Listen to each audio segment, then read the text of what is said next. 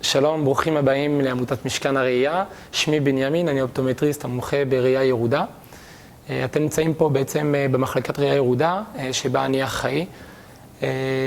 אנחנו מקבלים מדי חודש עשרות פציינטים הסובלים מראייה ירודה, ואנו בעצם בנוסף לבדיקת ראייה הסטנדרטית, אנחנו גם עוזרים להם לבחור את העזר הראייה המתאים להם, בהתאם לפגיעה בראייה שלהם ובהתאם לצרכים שלהם.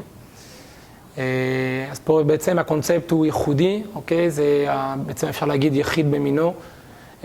זה בו חדר תצוגה לעזרי ראייה הכי גדול בישראל ואולי גם באירופה.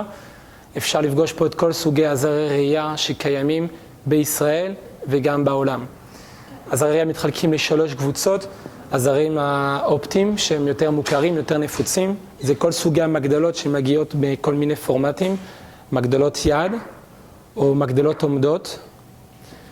הקבוצה השנייה זה הקבוצה של אלקטרו-אופטיים, שבעצם משלבת את התכונות האופטיקה עם הפיתוחים הטכנולוגיים, כך שאפשר למשל בתמ"ס, טלוויזיה במעגל סגור, לצלם ולהגדיל את הטקסט על מנת שכבד הראייה יוכל לקרוא.